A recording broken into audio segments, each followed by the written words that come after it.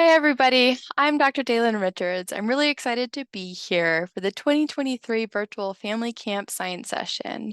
Today, we're going to talk about how we can flock together to pave a way for a better future for inherited protein metabolic disorders, or IPMDs. I have no financial disclosures to make. My background and aspirations. So I first attended family camp back in 2014 in my first term of graduate school, almost 10 years ago. My PhD is in medical genetics with a focus on gene therapy research, particularly in PKU, utilizing the CRISPR-Cas9 technology with gene editing. I have since pivoted into medicine to serve this community in a different capacity as a physician scientist, and I'm currently a physician in pediatrics and medical genetics at the University of Colorado. My dreams include making the world a better place for rare disorders, particularly within the metabolic community. And in short, I am here to serve you. I'm going to start off with a huge shout out. This is the best representation of our IPMDs than we've ever achieved before.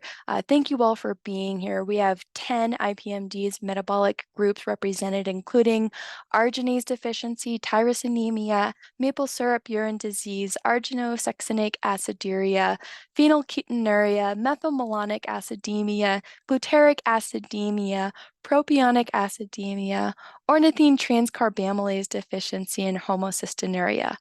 Thank you for being here and welcome to our flock.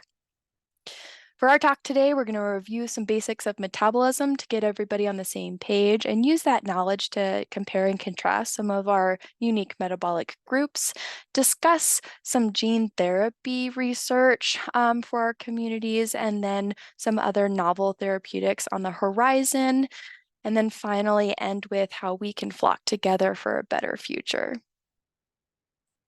Human metabolism is complex, but at its core, it's all about an energy conversion.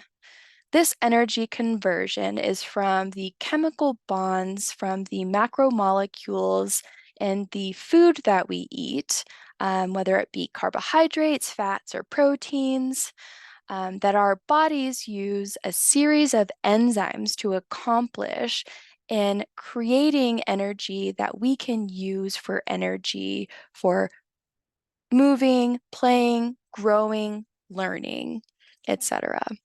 And when we think about specific enzymes not working appropriately in the context of proteins and proteins building blocks or amino acids, then we're in the realm of inherited protein metabolic disorders, or IPMDs. And for all of these at the molecular level, you can think about it simply as an amino acid or an amino acid derivative, for which we have a specific enzyme that will then convert that into a product for subsequent enzymes to use in metabolic reactions. So we can harness that energy conversion in various ways.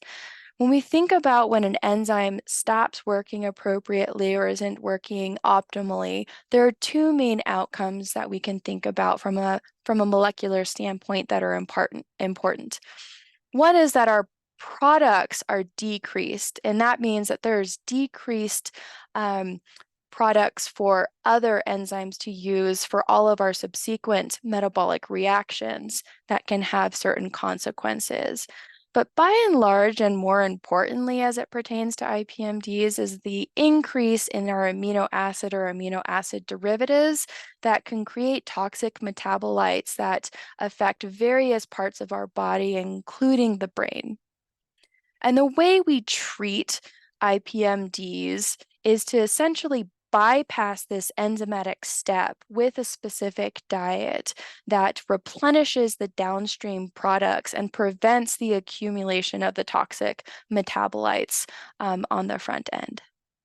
And when we look at all of our IPMDs that are here today, I want to just point out a few things on this table. One is that we're all rare. Every single group here is a rare disorder, with PKU being the most common, with 1 in 10,000 in terms of prevalence, and arginine deficiency being one of the most rare, with 1 in a million incidence or prevalence. But all of our metabolic groups here, because they are rare, have similar challenges to overcome, from things like feeling isolated and alone and having difficulty finding other people to relate to in terms of those day-to-day challenges of having to implement a very strict diet with severe consequences otherwise, as well as over here, specific biomarkers that are used to track or used as a proxy, if you will, for metabolic health that is just a single biomarker and not all comprehensive of our overall health. And when you jump over here to our therapies, for all of our metabolic groups here, IPMDs, every single one of them, the first thing here is a low protein diet of some sort, devoid or lacking of particular amino acids or sets of amino acids. So I hope, because there have been a lot of advancements in the area of nutrition, that you got to see some of our sponsors here at camp today. And I'd just like to acknowledge from the scientific standpoint that the medical diet is not good enough. Um, it is good at alleviating some of the major manifestations or sequelae of our IPMDs, but it has many other challenges and burdens and psychosocial impacts, not to mention, particularly in the United States, is very difficult to access. So on that front, I'd just like to say, if you aren't involved yet, please support the Medical Nutrition Equity Act to improve access for medical nutrition for all of our IPMDs. I hope you got to attend that session earlier in the day, because alone we are rare, but when we flock together, we are strong. And now I'd like to pivot really into the meat of today's talk and my focus and my passion, and that's gene therapy and novel therapeutics. And I'd like to just say on the outset that gene therapy is a possibility for all of our IPMDs. So now let's get into it. What is gene therapy? Well, it's rather self-explanatory, but it's the use of genes or DNA as a drug or a therapy. And this is how it works. We have our therapeutic DNA that we design from a scientific standpoint, that we then package into this viral vector. The virus is called adeno-associated virus, or AAV, and you haven't heard of it because it doesn't actually cause any human disease. But it has evolved over millions of years to do something that we like it to do in terms of gene therapy, and that is deliver our therapeutic DNA to specific cells of the body. And when we think about metabolic disorders, by and large, our metabolic hub or powerhouse of the body is the liver. However, there are various IPMDs that have enzyme expression in various cell types that we'll get into a little bit further along. So our DNA is then expressed in our tissue types and is allowed to produce a functional enzyme to then start metabolizing those amino acids appropriately.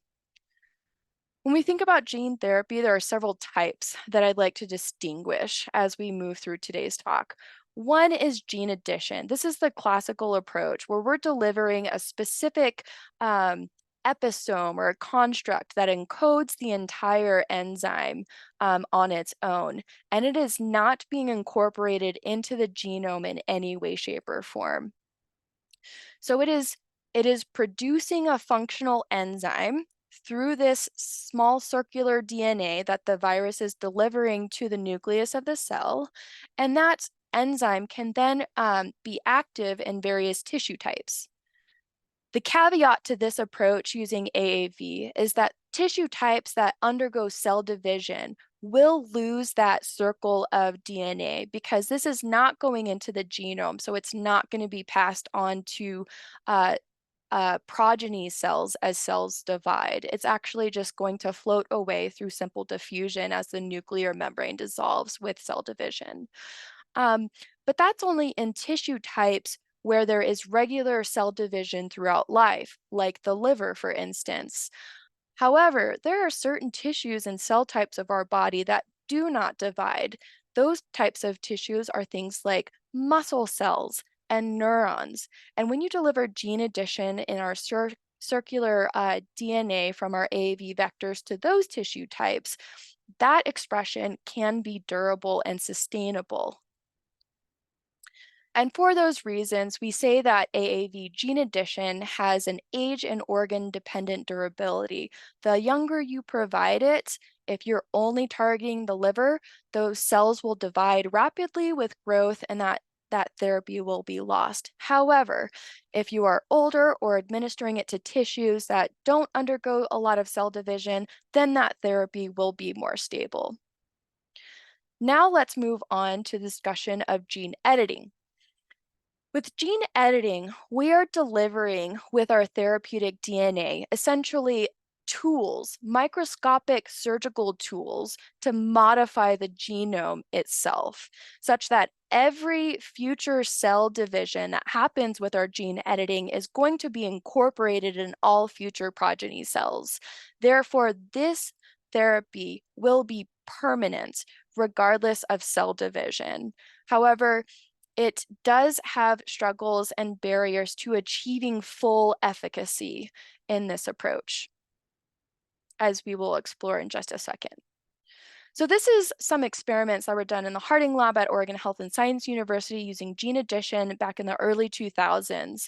And I'm going to orient you to this slide. On our y-axis, we have over here our blood phenylalanine levels.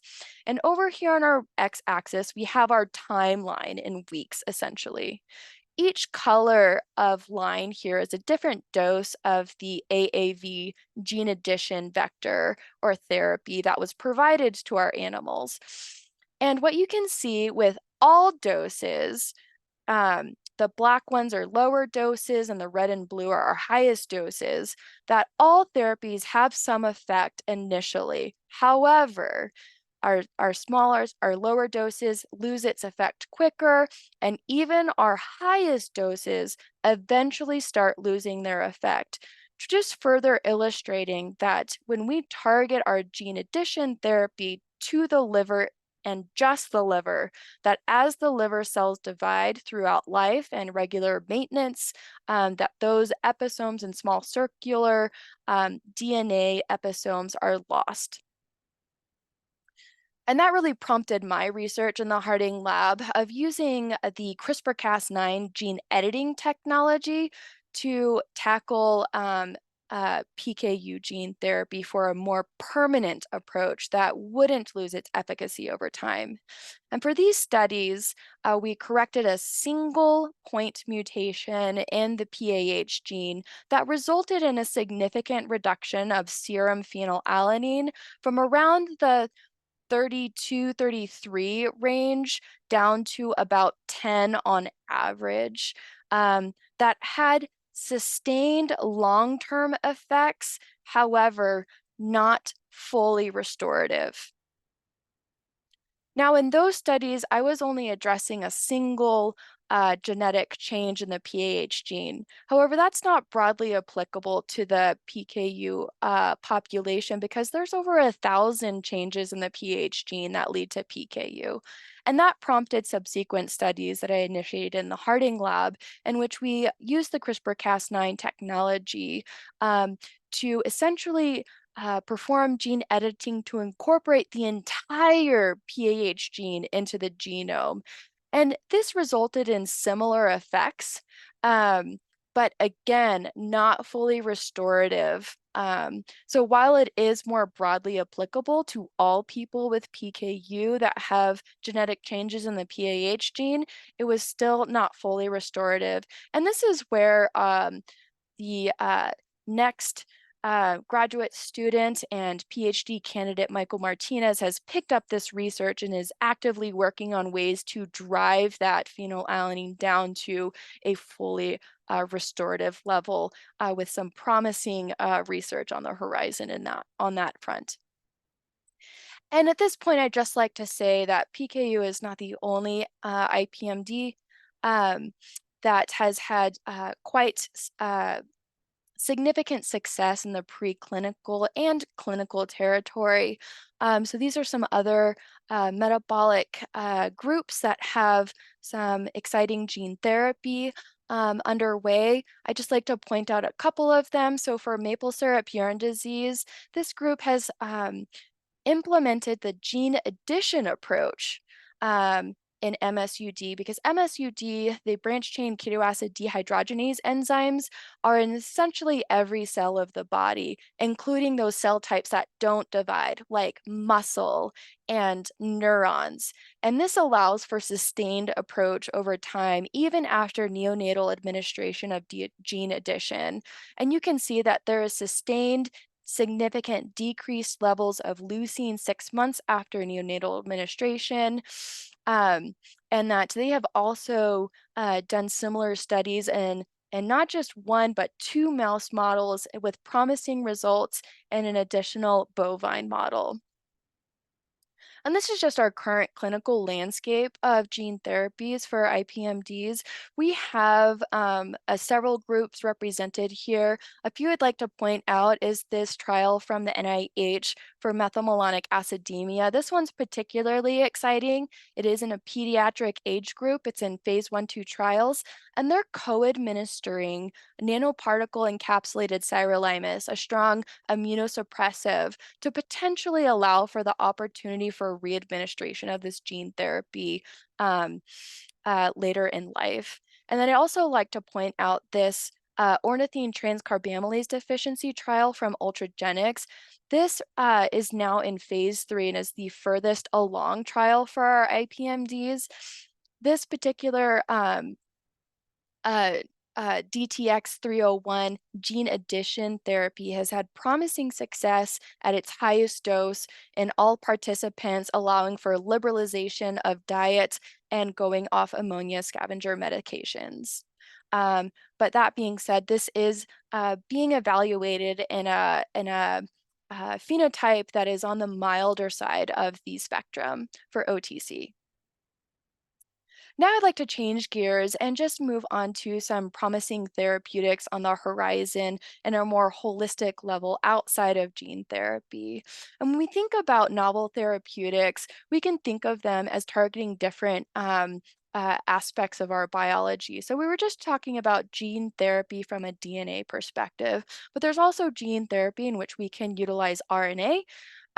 We have various novel therapeutics that target enzyme replacement or substitution itself in terms of that enzyme function, and then also supplementing cofactors to increased robustness of the enzymes, as well as what I call metabolism modulators that adjust our metabolic milieu, if you will, um, to lead to um, uh, positive effects.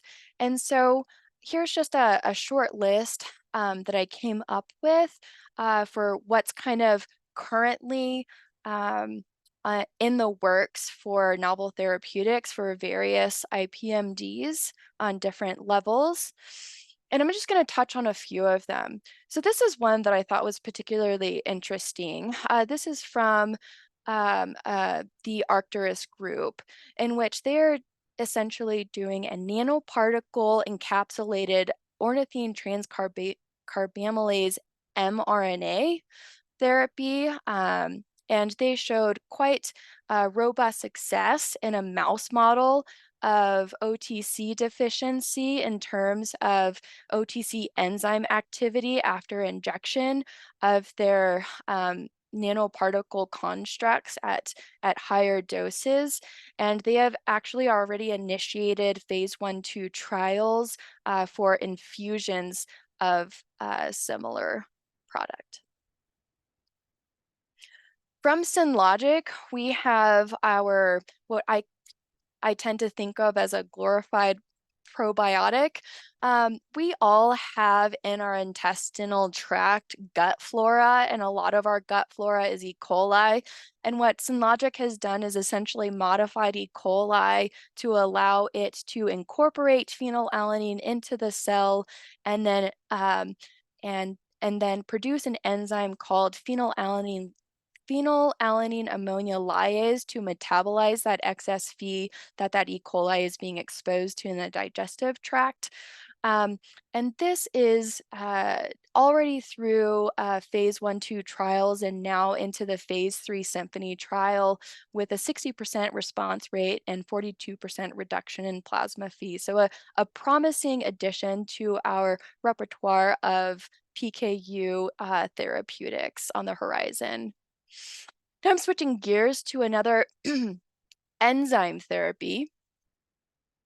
And this was a really exciting publication that just came out um, from the group at Codexis, in which they performed directed evolution on leucine decarboxylases, or sorry, leucine carboxylases, um, to essentially expose them to various environmental conditions with temperature and various pHs and protease exposures to find a variant that would be stable throughout the GI tract that you could essentially just take orally that would metabolize excess leucine. So these leucine decarboxylases that they were able to identify, version 10 is kind of the winner here.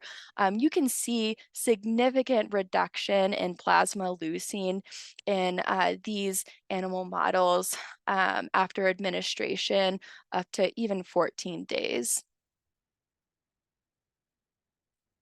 So that is something to look out for in the future for MSUD, a exciting novel approach and additional therapeutic for this community that is pretty exciting.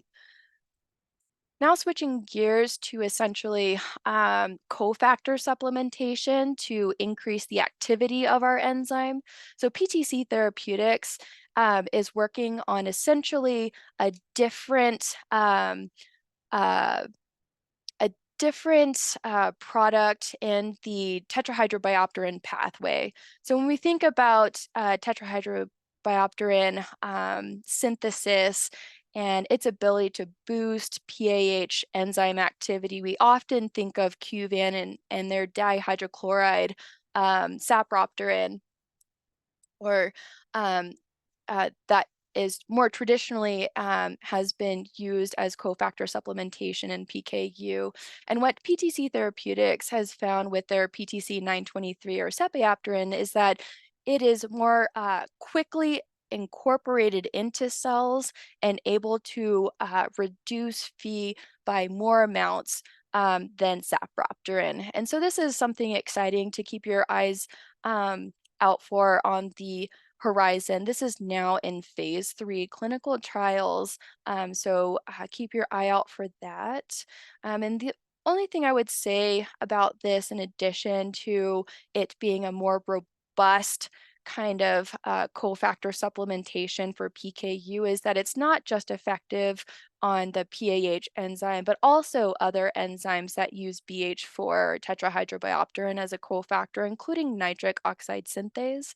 And I'd just like to make a shout out for our arginosuccinate aciduria folks, that AS lyase or arginosuccinate lyase downstream effects include nitric oxide implications. And when we're thinking about our enzyme reactions and deficits downstream, that leads to a deficit in nitric oxide production and the promotion of a hypertensive state. So this would be potentially a novel therapeutic for one of our rare counterparts in ASA as well, which is particularly exciting to think about. And moving forward, we have Palynziq, which most folks are familiar with. If you're not, this is a, a new therapeutic out for PKU from BioMarin back in 2018, in which they have essentially pegylated or essentially cloaked an enzyme called phenylalanine ammonia lyase that is able to metabolize excess phenylalanine in the body to cinnamic acid and ammonia, which is readily excreted and metabolized by our bodies, and has been a quite successful therapy for many, but still a challenge for others. But by and large, this is essentially an enzyme that we have cloaked and is able to metabolize excess Phe in the body with an enzyme substitution therapy via an injection on a daily basis. And this concept is now applied to a couple of our other IPMDs here as well. First of which is arginase 1 deficiency. So pegylaarginase was able to achieve significant reduction in plasma arginine in arginase deficient mice and is now entering our clinical trial sphere for the treatment of arginase 1 deficiency from Emetica and Aglia. And also for homocystinuria, we have pegtibatinase, essentially a pegylated cystathionine beta synthase enzyme that is cloaked with this pegylation that is working its way through phase 1-2 clinical trials as well. And now moving on to a couple of our metabolism modifiers, our what we kind of think of as modifying our milieu, if you will. From Humashire Therapeutics, this is a very interesting one.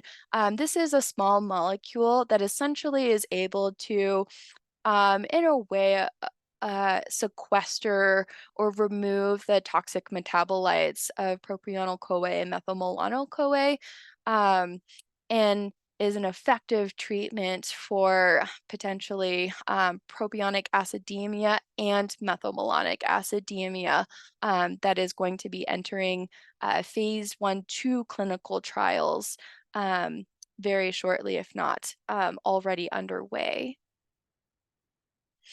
And then finally, I'm going to end on this one.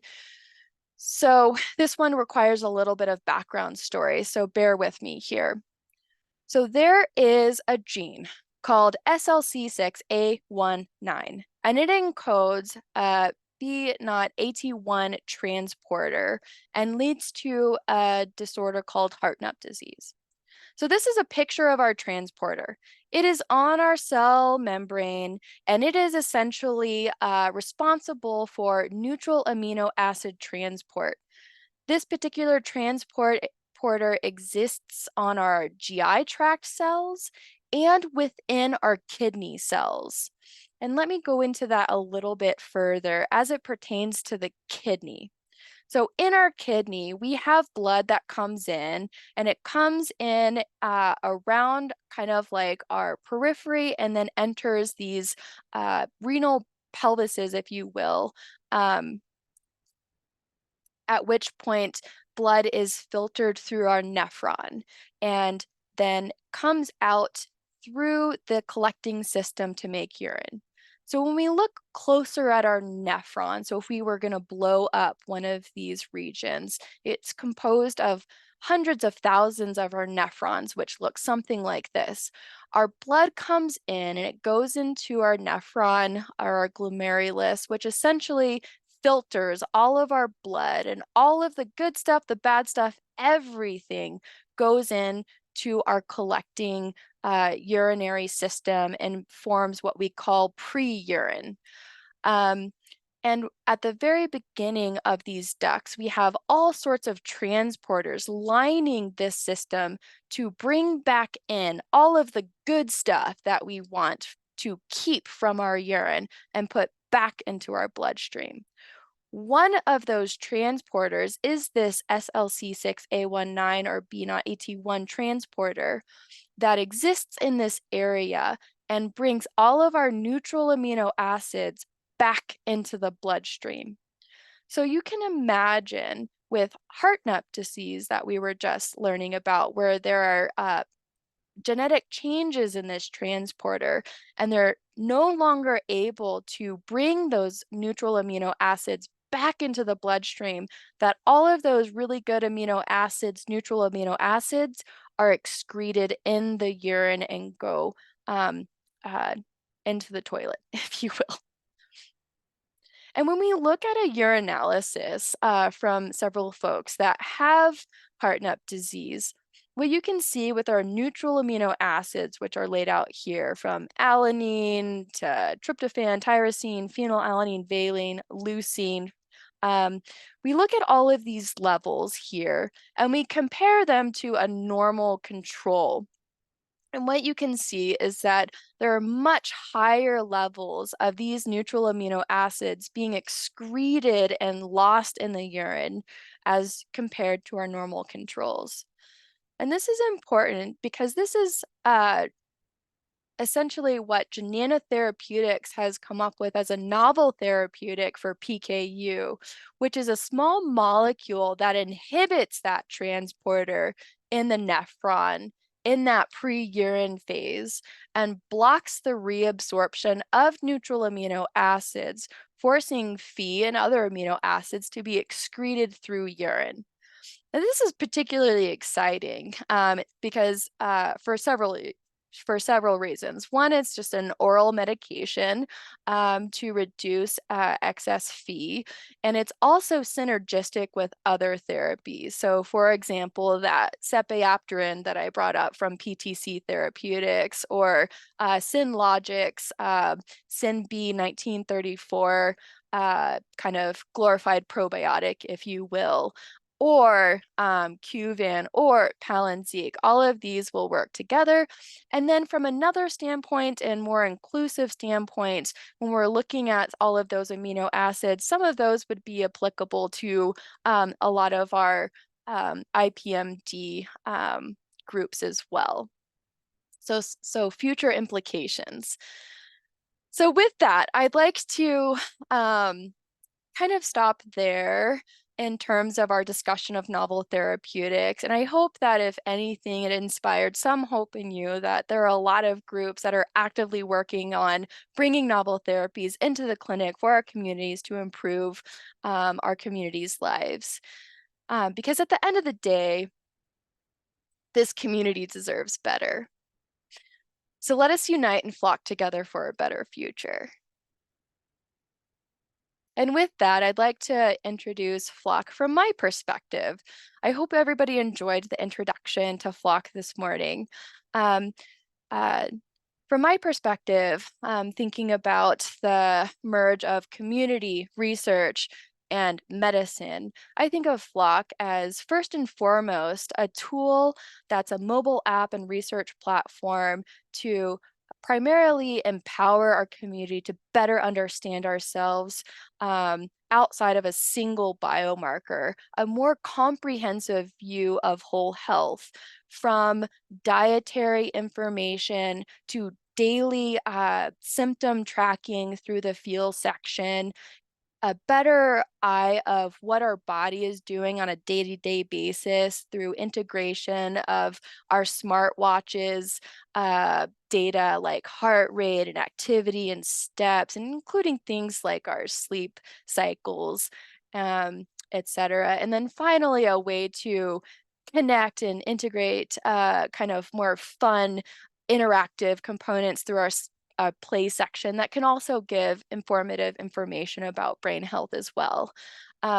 So this is an opportunity to really get a snapshot of our whole health outside of a single biomarker. And I think that is the greatest power of Flock to our community and our users, and the EAT section in particular, how it incorporates all of the existing mobile platforms like Golo Pro, How Much Fee, and Cook for Love to make that day-to-day basis tracking just so much more easier.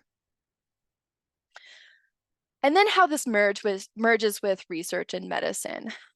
So when I think of Flock, I first think of it as a tool to really empower users to better understand their health and get a better pulse on their health outside of a single biomarker. But then from another perspective, as you step back and look at all of the data that is being collected and the opportunity to better understand all IPMDs on a more holistic level, there's an incredible opportunity in conjunction with all of the latest technological advancements in the field of artificial intelligence and particularly machine learning to elucidate novel discoveries and close that huge gap that we still have in our fundamental knowledge of what is the natural progression and nuances of metabolic disorders on a day-to-day or monthly or weekly or annual basis throughout life that can not only inform research, but also improve our relationships and medical care with our providers.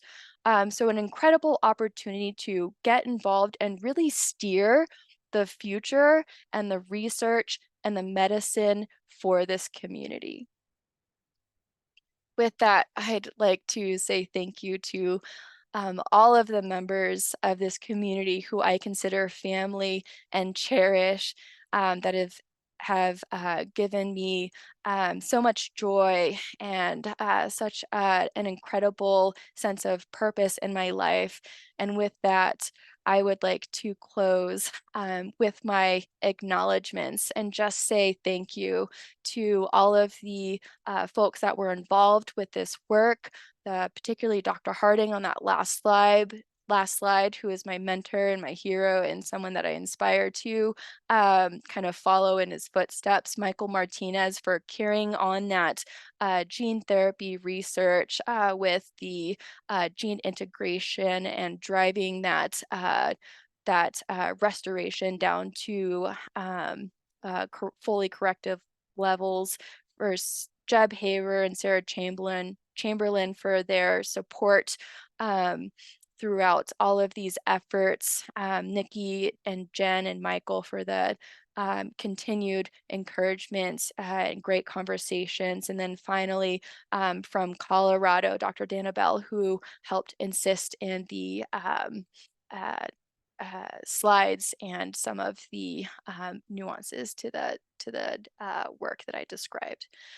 So with that, I would like to go ahead and open the floor and take questions. Thank you for your patience. And I am very excited about this year's camp, and I hope you have all had just an outstanding, wonderful day and an opportunity to connect, because this is what it's all about. Thank you.